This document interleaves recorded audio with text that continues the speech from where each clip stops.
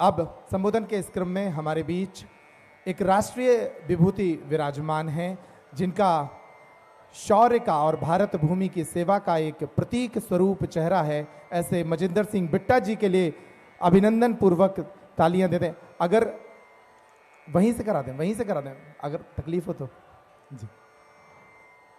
बिट्टा जी के शरीर में कई घाव हैं मातृभूमि की सुरक्षा और सेवा के लिए लड़ते हुए जो उन्हें दिए गए, लेकिन आज भी जब वे भारत के राष्ट्रीय चैनलों पर या सभाओं में बोलते हैं तो भारत भूमि के प्रति उनका प्रेम झलकता है। ये पूरा यज्ञ भी भारत भूमि के सेनानियों के लिए, बलिदानियों के लिए और अमर शहीदों के लिए था। ऐसे में बिट्टा जी की उपस्थिति इस मंच पर बहुत आवश्यक थी।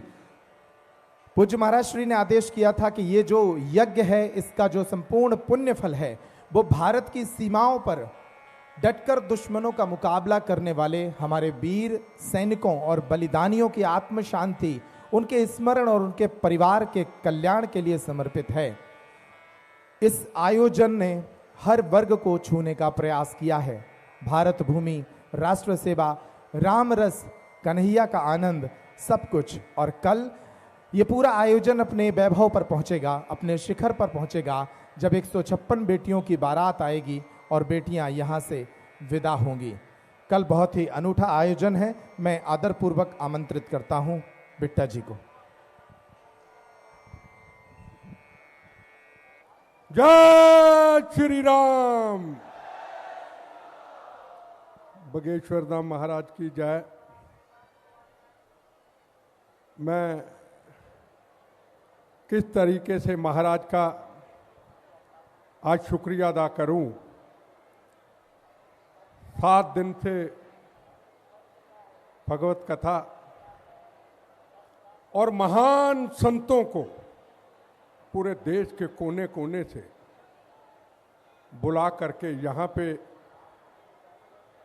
सनातन धर्म का, हिंदू धर्म का, राष्ट्र का एक वो रूप दिया, एक वो शक्ति दी। और जितने मेरे भाई बहन, मेरे पिता आए, वो जब यहां से जाएंगे भगवत गीता का, भगवान का वो प्रवचन लेके जाएंगे, शक्ति लेके जाएंगे जो राष्ट्र को, देश को, धर्म को मजबूत करेगी।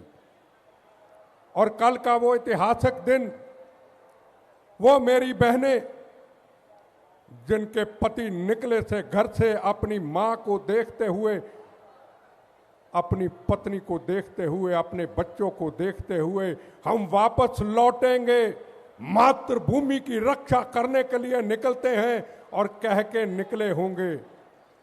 एक शाम चिरागों में सजा रखी है, शर्त लोगों ने हवाओं में लगा रखी है, अंजाम की भी हम परवाह नहीं करते, जान हमने भी हथेली पे उठा रखी है।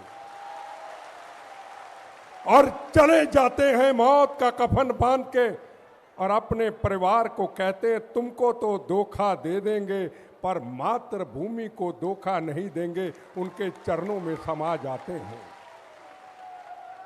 कल हमारे शास्त्री जी महाराज, महान संत, महान तपस्वी, जिन्होंने सनातन धर्म को जब बिखरा हुआ था सबको एक मंच पे इकट्ठा कर दिया, उन्होंने उन शहीदों को याद करते हुए उन परिवारों को सम्मान दिया है, उनके लिए हवन किया है। मेरे भाइयों बहनों, मैं आपको एक बात जरूर कहना चाहूंगा, अगर हमारा सनातन धर्म पिछले 7 साल से मजबूत ना होता, अगर हमारे शास्त्री जी महाराज पूरे देश के कोने कोने में ना जाते, तो कहां था हमारा सनातन धर्म का? राम जन्मभूमि का निर्माण होता, राम सेतु जिसको तोड़ने लगे थे कई उस वक्त के जालिम। एक जालिम थे मुगल, एक मुगलों के पास जालिम आए जिन्होंने कहा राम सेतु नहीं। हम निकले थे बालाजी की कृपा से राम सेतु पे, 21 तीर्थ स्थानों का स्नान करके शपथ ले ली, जिस दिन राम सेतु कोई हाथ लगाने की कोशिश करेगा, बम्बों से बचा हुआ टूटा हुआ शरीर राम जी आपके चरणों में जाएगा, पर राम सेतु नहीं टूटेगा। बोलो जय श्री राम। आपने वो तपस्वी, आपने वो महान हमको योद्धा दिया जिसका नाम नरेंद्र मोदी आके सबसे पहले करा, राम से तू नहीं टूटेगा। बोलो जय श्री राम। ना गोली चली, ना बम चला, ना फसाद हुए, ना दंगे हुए। 500 साल का इतिहास, हजारों कुर्बानियां, हजारों शहादतें बन गया। जय श्री राम। राम जन्मभूमि का निर्माण। और आज महाराज जी के चरणों में यही कहना चाहूंगा, अगला मिशन होना चाहिए काशी और मथुरा। जय श्री राम। हरे कृष्णा। मैं ज्यादा समय नहीं लेना चाहूंगा।